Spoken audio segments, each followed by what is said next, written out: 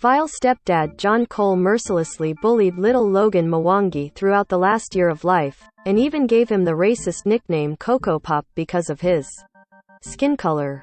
The 6 feet 4 inches, 15 stone, brute towered over the 3 feet 5 inches tall Logan and admitted slapping him around the head and throwing him into bed but denied ever punching. The 40-year-old racist was a former member of the National Front, with ex-colleagues saying he was blatantly racist. In the short time they knew each other, controlling Cole was cruel to Logan, cutting him out of the family and confining Logan to his room for hours on. Neighbors told how Cole would bully the youngster, making him do press-ups as punishments until he collapsed on the floor or stand outside the house in just his pajamas. Logan was just 5 when he was murdered. Image, PA.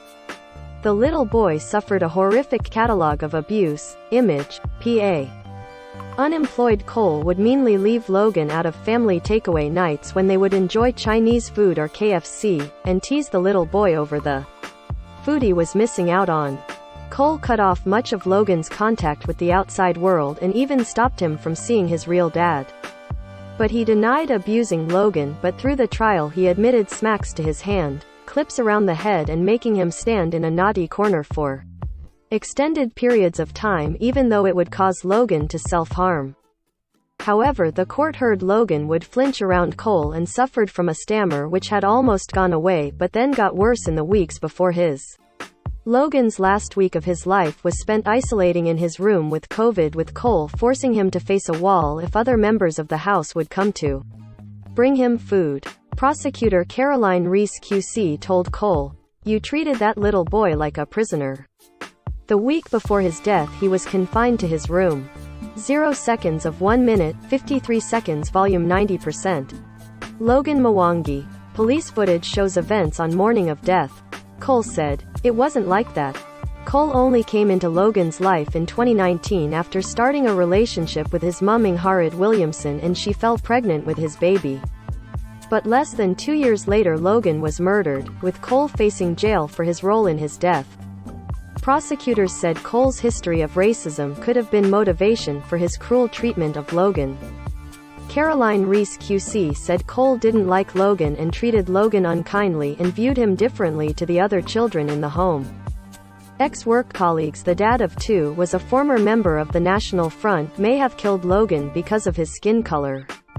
One witness even claimed Cole was so racist that he would have made that child's life hell, but the evidence was not heard before the jury. Cole and Williamson were both found guilty of murder today. Image, Wales News Service. Logan's killers face life sentences after their conviction at Cardiff Crown Court. Image, Wales News Service. Although Logan's mum Williamson is white, his father Benjamin is black, and Cole referred to Logan as Cocoa Pop because of his mixed race.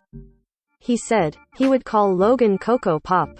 He was a child of mixed race, and it is relevant to a dehumanizing attitude towards Logan and treating him differently to other children in the house.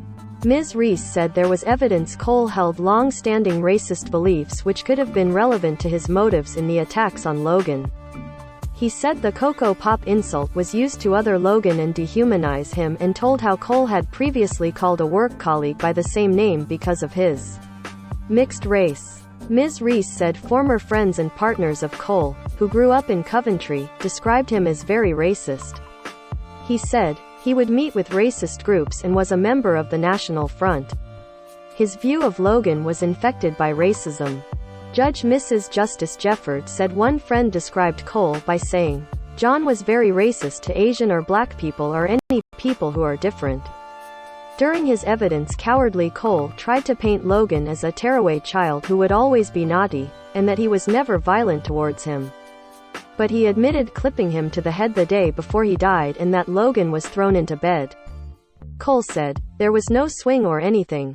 It was just a little clip." But the court heard Logan's injuries showed evidence of deep slap bruising and he suffered trauma to the brain. 0 seconds of 2 minutes, 25 seconds, volume 90%. Logan Mwangi.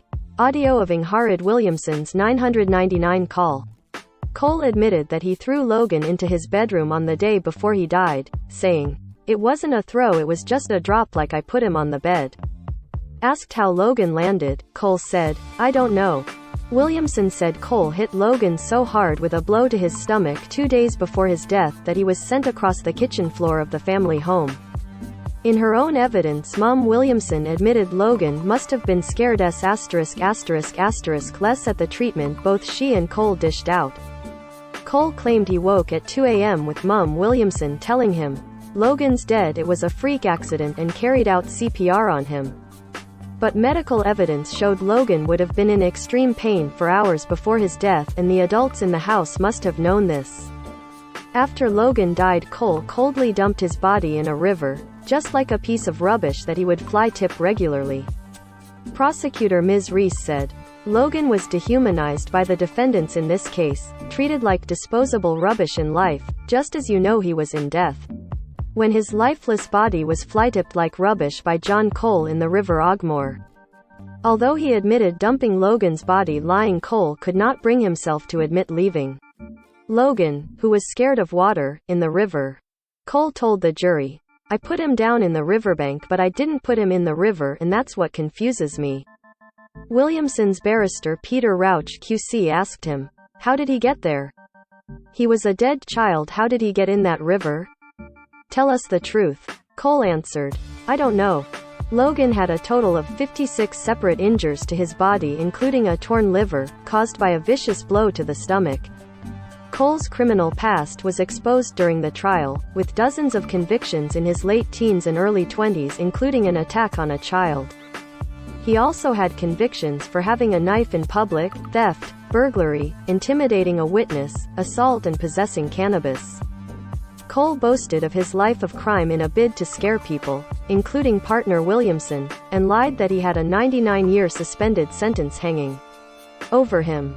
Fantasist Cole would also make out that he was a former member of the SAS and he could make people disappear. However, in reality, he had no close friends living in South Wales, and most of his social interactions were with people he played Xbox games with. Throughout the trial, he was exposed as a vain narcissist who took pride in his appearance with almost daily gym visits, but really he was a middle-aged bully with ingrowing toenails. Read more. Logan Mwangi's dad shares heartbreak as evil mum and stepdad found guilty of murder. Read more. Logan Mwangi's mum and stepdad guilty of murdering boy found in river with 56 injuries.